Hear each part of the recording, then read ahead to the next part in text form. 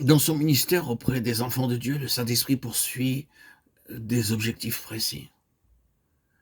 L'un des principaux d'entre eux consiste à les conduire à cette position en Christ, qui n'est plus une simple théorie, mais une connaissance expérimentale de sa vie de résurrection, d'étape en étape.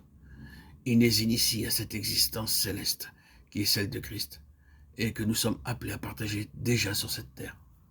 En effet, les conditions qui prévalent actuellement au sein du peuple de Dieu se signalent par un détachement de plus en plus marqué à l'égard des éléments extérieurs de la piété, qu'il s'agisse des hommes, des mouvements religieux ou d'une manière générale des facteurs visibles et tangibles de la vie chrétienne.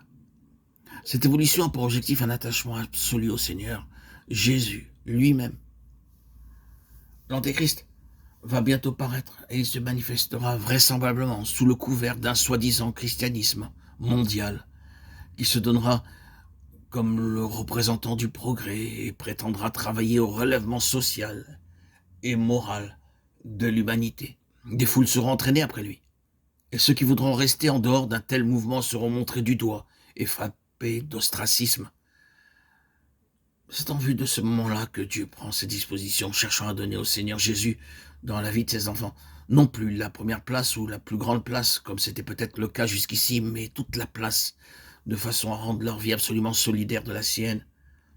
Ils sont nombreux, hélas, ceux qui trouvent leur vie dans le travail, dans les œuvres, dans les mouvements religieux, dans les églises ou les sociétés, dans les entreprises d'une sorte ou d'une autre, dans le voisinage de certaines personnalités, ou dans l'intérêt que leur procure un enseignement particulier.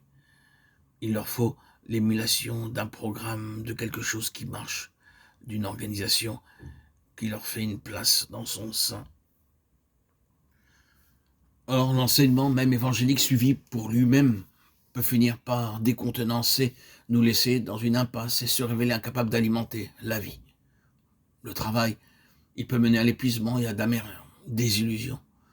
Les mouvements religieux, ils peuvent même, les plus spirituels, sous l'empreinte simplement humaine de ceux qui les dirigent, perdre leur puissance et devenir des terrains de discorde. Quant aux éléments concrets de la vie chrétienne, ils sont tous condamnés à décevoir l'un après l'autre. Le Seigneur seul demeure et ne déçoit pas. Malheureusement, l'attachement qu'on a pour lui est souvent affaire d'occasion et reste à la merci des circonstances qui l'ont inspiré. Une personne ou un groupe de personnes, un mouvement spirituel, un endroit, une œuvre, que ces points d'appui viennent à fléchir, la foi chancelle. La personne du Seigneur semble éclipsée. Il en résulte, pour la vie spirituelle, une douloureuse période d'incertitude et d'obscurité. Ce que nous devons apprendre avant tout et à tout prix, c'est d'avoir en toute chose partie liée avec le Seigneur et de nous faire une bonne foi à la réalité de ce qu'il est et à la plénitude que nous avons en lui. Il faut que sa vie soit la nôtre. Pour notre esprit tout d'abord, pour le rendre fort, car si nous n'avons pour le maintenir en forme que des intérêts extérieurs et des préoccupations simplement objectives, il arrivera ceci, c'est que nous ne serons forts en esprit qu'occasionnellement, sous la pression d'une nécessité extérieure, d'une circonstance difficile ou d'une extrémité. Pour notre intelligence et notre entendement, il nous faut au même degré le Seigneur lui-même et son afflux de vie.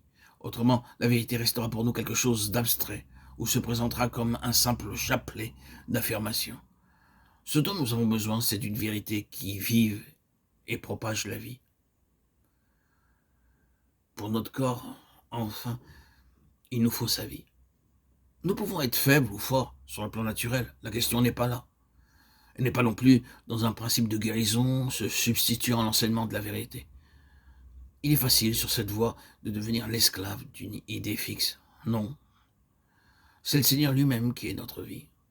Soit que nous restions éprouvés par quelque faiblesse physique, soit que nous en soyons affranchis selon que l'un ou l'autre servira le plus à sa gloire.